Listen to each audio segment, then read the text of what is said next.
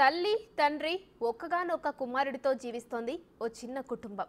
భార్యాభర్తలిద్దరూ ప్రైవేటు ఉద్యోగాలు చేస్తూ కుమారుడితో తమ చిన్న ప్రపంచంలో ఉన్నంతలో సంతోషంగా జీవిస్తున్నారు.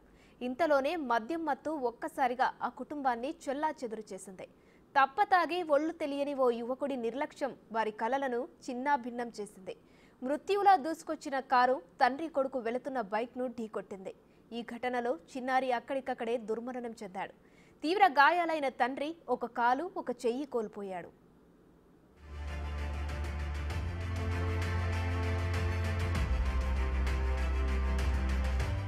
తల్లి తండ్రి ఒక్కగానొక్క కుమారుడు. ఉన్నంతలో సంతోషంగా జీవిస్తున్న కుటుంబం. చిన్న కుటుంబాన్ని కుదిపేసిన మద్యం మత్తు. మృత్యువులా దూసుకొచ్చి కుటుంబాన్ని చిదిమేసిన కారు. కారు ఢీకొట్టి ప్రాణాలు కోల్పోయిన కుమారుడు. కాలు చెయ్యి కోల్పోయిన భర్త, నిస్సహాయతలో భార్య. ఇది హైదరాబాద్లోని గోల్కొండ ప్రాంతంలో కారు బీభత్సం సృష్టించిన ఘటన మిగిల్చిన విషాదం. ఇబ్రహీంబాగ్లో రాంగ్ రూట్లో దూసుకొచ్చిన కారు బైక్ పై వెళ్తున్న రమేష్ 7 ఏళ్ల తన కుమారుడిని ఢీకొట్టింది. ప్రమాదంలో చిన్నారి అక్కడికక్కడే ప్రాణాలు కోల్పోయాడు. బైక్ నడిపిన రమేష్ ఒక కాలు ఒక చెయ్యి కోల్పోయాడు. స్థానికులు వారిని ఆస్పత్రికి తరలించారు. ఓవైపు ఒక్కగానొక్క కుమారుడి ప్రాణాలు కోల్పోవడం, కాలు చెయ్యి కోల్పోయిన భర్తను చూసి కన్నీరు మున్నీరైన రమేష్ భార్య రోదిస్తూ ఆస్పత్రిలో కుప్పకూలింది.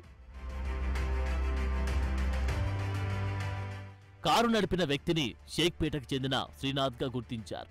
డ్రైవింగ్ సమయంలో సదరు యువకుడు ఫుల్గా మద్యం సేవించి ఉన్నట్లు స్థానికులు చెబుతున్నారు. తప్పతాగి రాంగ్ రూట్లో వచ్చి బైకును ఢీకొట్టినట్లు అక్కడున్న వారు చెబుతున్నారు.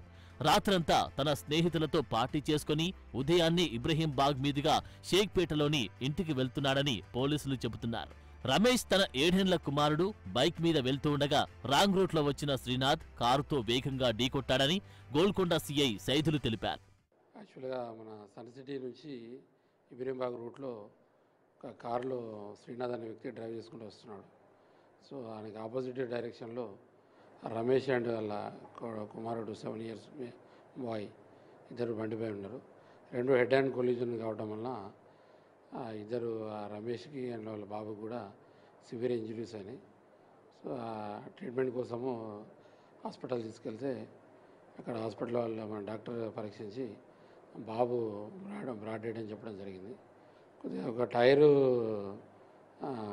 నడుము దగ్గర ఎక్కినట్టని చెప్తున్నారు. సో అది సివియర్ ఇంజరీ ఉన్నది, హెడ్ ఇంజరీ అండ్ రిబ్స్ కూడా కొద్దిగా డ్యామేజ్ అయినట్టున్నాయి. ప్రస్తుతానికి అక్యూజ్డ్ మన పరిధిలో ఉన్నాడు. సో అతన్ని మనం ఎట్లా అయింది ఇన్సిడెంట్ గురించి కనుక్కుంటూ అతన్ని కండిషన్ కూడా మెడికల్ ఎగ్జామినేషన్ కూడా మనం పంపించడం జరుగుతుంది. సో నైట్ వాళ్ళ ఫ్రెండ్స్ వాళ్ళందరూ కలిసి చిన్న గెట్ టుగెదర్ టైప్ ఏదో అయిందట. సో దాంట్లో ఈయన మార్నింగ్ ఇంటికి వెళ్తున్నాడు. సో అది వెళ్ళే మార్గంలో జరిగింది. 22 years బాబుది. అతను కూడా డిగ్రీ చదువుతున్నాడు. అవును, మనం ఈ టోలీ చౌకి దగ్గర హాస్పిటల్ తీసుకెళ్ళడం జరిగింది.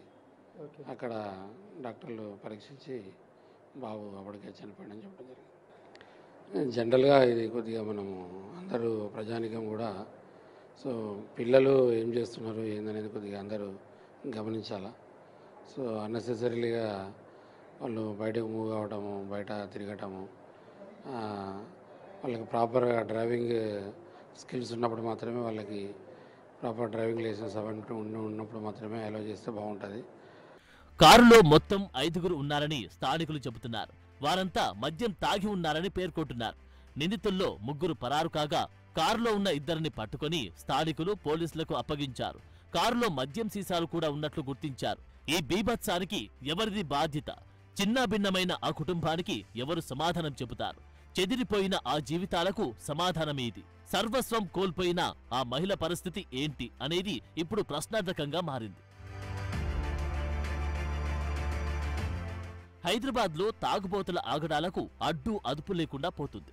సమయంతో సంబంధం లేకుండా తప్పతాగి అమాయకుల ప్రాణాలతో చెలగాటమాడుతున్నారు. ప్రశాంతమైన జీవితాల్లో అల్లకల్లోలం సృష్టిస్తున్నారు. తాగిన మైకంలో ఏకంగా హత్యలు చేస్తున్నారు. రోడ్డు మీద అడ్డగోలుగా డ్రైవింగ్ చేస్తూ విధ్వంసాలు కలిగిస్తున్నారు. ఏం జరుగుతుందని కనీస స్పృహ లేకుండా తెగపడుతున్నారు. ప్రమాదాలు చేస్తూ ఎంతో మంది చావులకు కారణమవుతున్నారు. దీనిపై పోలీస్ శాఖ మరింత దృష్టి సారించాలని బాధిత కుటుంబాలు వేడుకుంటున్నాయి. ఇలాంటి ఘటనలు పునరావృతం కాకుండా చూడాలని కోరుతున్నారు.